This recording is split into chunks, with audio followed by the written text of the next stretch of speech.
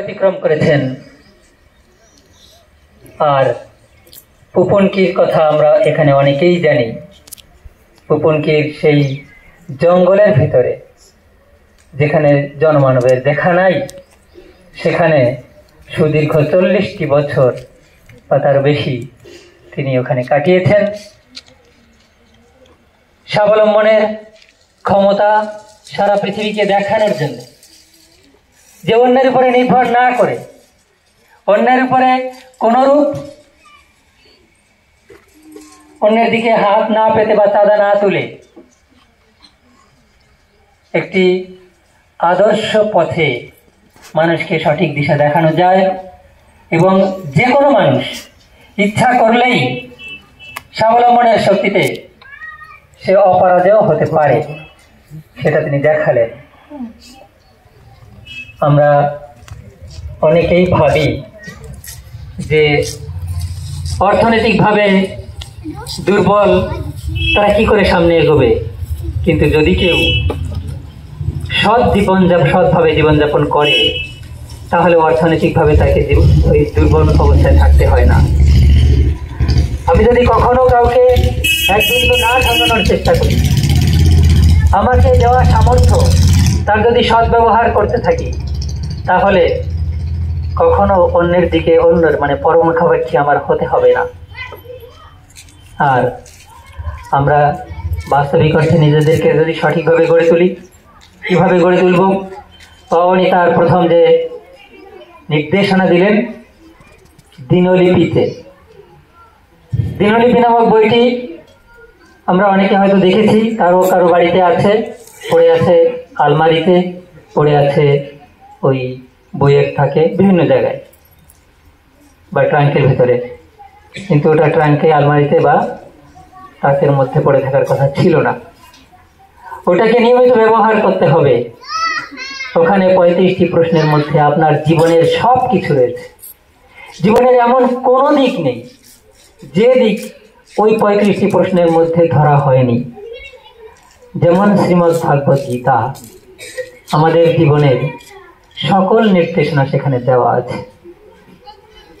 অর্থাৎ শ্রীমদ্ ভাগবত গীতায় আমাদের জ্ঞানের পরিধির সবটাকে সেখানে ধরে রাখা হয়েছে। ঠিক সেরকম সেই জ্ঞান বিকাশের পরিপূর্ণ উপায় আমাদের দিনলিপি বইয়ের মধ্যে আছে। একটি ছোট্ট বাচ্চা, তাকে কিভাবে আপনি সামনে এগিয়ে নিয়ে যাবেন, সেই নির্দেশনা আমাদের বিবাহিতের ব্রহ্মচর্য বইয়ের মধ্যে আছে। একটা বাচ্চাকে সঠিক মানুষ করার উপায় কি রয়েছে, তারপর তার 5 বছর পূর্ণ হওয়ার পর কি করবেন, সে বিষয়ে দিনলিপির নির্দেশনা মেনে চলুন, বাকিটা হয়ে যাবে। এবারে আদর্শ ছাত্র জীবন রয়েছে। জীবনের প্রথম প্রভাত। ছোট ছেলেটি যখন 8 বছর বা 9 বছর এরকম বয়স হলো বা 10 বছর, সে সময় তাকে জীবনের প্রথম প্রভাতের বিষয়টি বুঝিয়ে দিতে হবে। আর তারপর পরই সরল ব্রহ্মচর্য, অসংযমের মূলোচ্ছেদ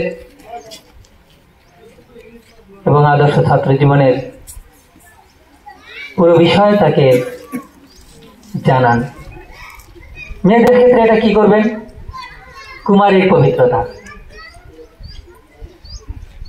6টি খণ্ডে রয়েছে, সে বিষয়ে সেইগুলো তাদেরকে পড়িয়ে বোঝাতে হবে, তাদের পড়তে দিতে হবে।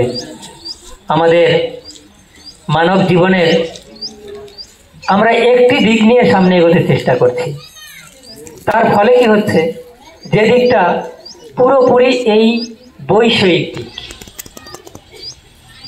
অর্থাৎ পড়াশোনা করতে হবে। কোন পড়াশুনো? যে পড়াশোনায় আমার টাকা ইনকামের ব্যবস্থাটি তৈরি হবে, আর কোনো কিছু হবে না। আমার জীবনের উদ্দেশ্য সম্পর্কে সেখানে জানবো না, আমি কে তা জানবো না, আমার সামনে কিভাবে আমি সঠিক পথে এগোতে পারি সে বিষয়ে কোনো নির্দেশনা সেখানে নেই।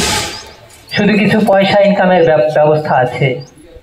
সেই লেখাপড়ার পিছনে আমরা শতকরা 100 ভাগ সময় ব্যয় করছি, কিন্তু যদি আমাদের মনুষ্যত্ব বিকাশের উপায়টি সম্পর্কে আমরা সচেতন না হই, তাহলে একজন ডাক্তার যদি অসৎ হয়, তাহলে সেই ডাক্তারের কাছ থেকে আমরা সঠিক পরিষেবা পাবো?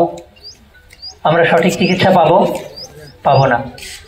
একজন ব্যবসায়ী যদি অসৎ হয় তাহলে তার কাছ থেকে নির্ভেজাল মাল পাওয়ার সম্ভাবনা আমাদের নাই। একজন শিক্ষক যদি অসৎ হয় তার কাছ থেকে বিদ্যার্জনের সঠিক নির্দেশনা আমরা পাবো না।